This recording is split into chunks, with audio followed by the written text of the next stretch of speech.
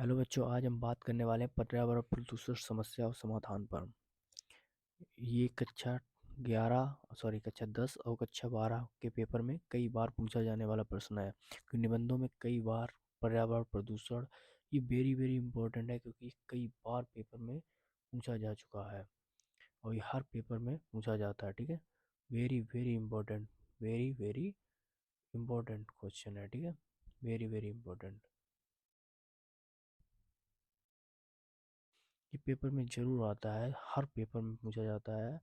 UP board के 10th और 12th के पेपर में दोनों में ये पूछा जाता है। ठीक है, तो इसको आप ज़रूर याद कर लीजिएगा। इसको अभी हम आपको दिखाने वाले हैं, कॉपी में भी आपको कैसे लिखना है और वैसे भी आपको किस टाइप से याद करना है। तो इसको आप अपनी कॉपी में नोट डाउन कर लीजिएगा और हम इसकी सारी हेडिंगें आपको लिखाने वाले हैं जो आपको पेपर में लिखनी है। नंबर 1, रूपरेखा आप डाल कर लिखना है प्रस्तावना। दूसरी लिखनी है प्रदूषण के प्रकार। तीसरी लिखनी है प्रदूषण पर नियंत्रण। चौथी लिखनी है आपको उपसंहार। आपको ओनली 4 ही हेडिंग डालनी है, क्योंकि ज़्यादा हेडिंग डालने से आपको फिर लिखना भी आना चाहिए, क्योंकि आपको केवल 100 वर्ड से ज़्यादा नहीं लिखना है पेपर में। तो वो मैं उतना ही आपके लिए लाया हूँ, उतना ही आपको लिख देना है।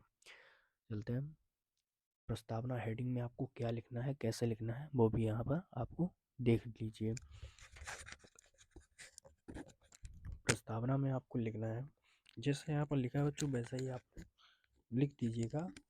आपको ये पीडीएफ मिल जाएगी, आप कमेंट कर दीजिएगा पीडीएफ, मैं आपको ये पीडीएफ सेंड कर दूंगा, या आप टेलीग्राम चैनल ज्वाइन कर लीजिएगा, वहाँ पर आपको ये पीडीएफ मिल जाएगी। ठीक है, तो आपको इसको लिखना है,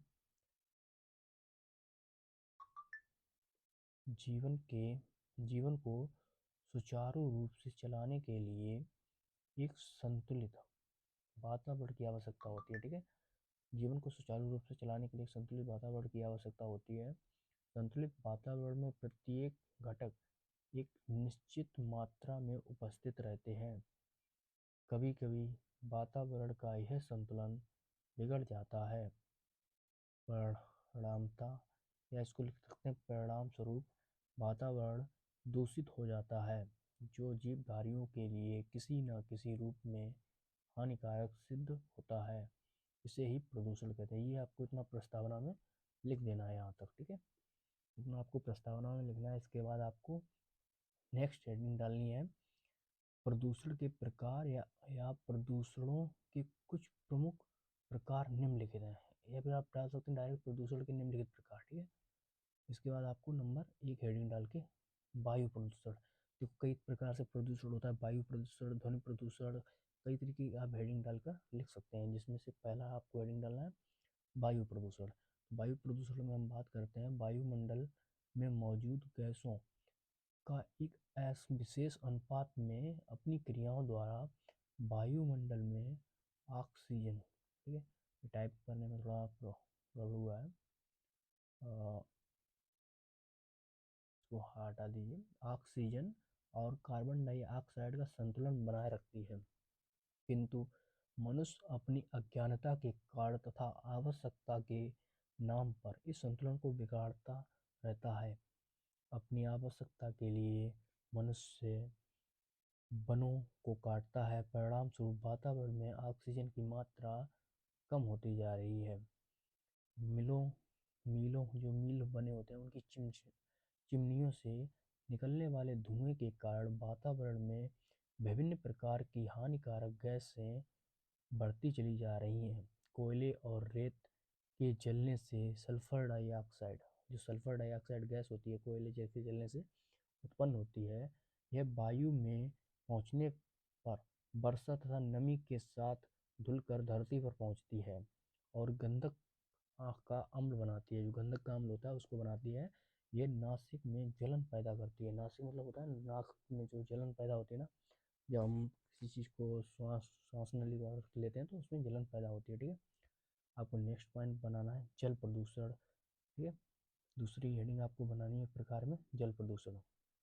जल प्रदूषण में आपको क्या लिखना है, जल में अनेक प्रकार के खनिज तत्वों जल में अनेक प्रकार के खनिज तत्व, कार्बनिक अकार्बनिक पदार्थ तथा गैसें रहती हैं। जल में कई प्रकार के कार्बनिक पदार्थ और गैसें घुली होती हैं। यदि जल में इन पदार्थों की मात्रा असंतुलित हो जाती है तो प्रदूषित तो प्रदूषित होकर हानिकारक हो जाता है। आज हम नदियों में मिले मीलों का कचरा, मलमूत्र आदि प्रभावित करते हैं। इसके परिणाम स्वरूप हमारे देश को अधिकांश नदियों का जल प्रदूषित होता जा रहा है। ठीक है, आपको 2 या 3 हेडिंग ही डालनी है। हमने यहाँ पर आपको 3 हेडिंग मत दिखा दे रहे हैं, आपको इनको याद जरूर कर लेना है और इनको लिख भी लेना है। साथ ही साथ आप पेन कॉपी लेके लिखते भी रहिए। रेडियोधर्मी प्रदूषण।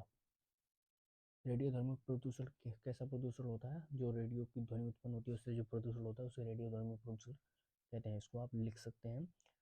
परमाणु शक्तियों उत्पादन केंद्रों में विभिन्न परीक्षण या भी यहाँ पर भी है, विभिन्न परीक्षण भी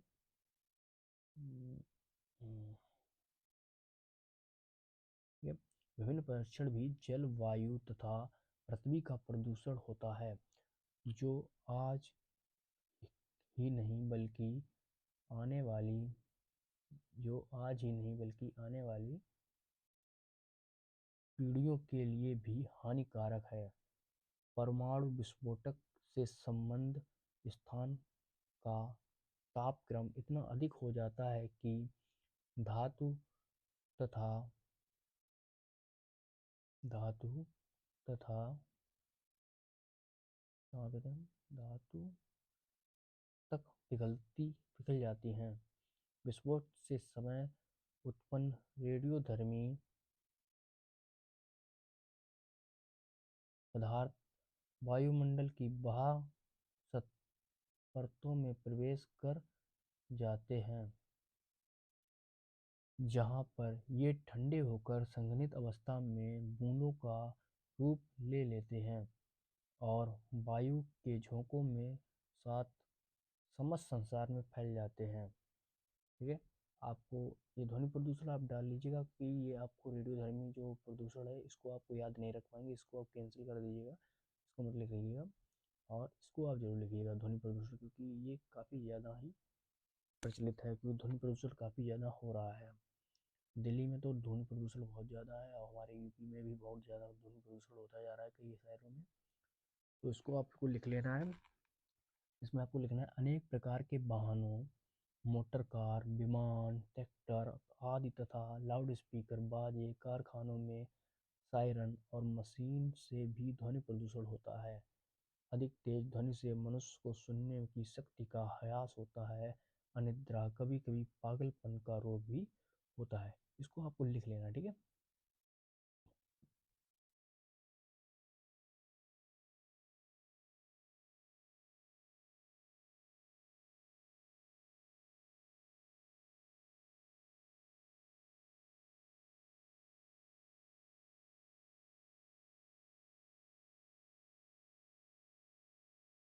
अब चलते हैं 5वीं हेडिंग इसको रहने दीजिए, आपको 2 ही 3 हेडिंग डालनी है, ठीक है।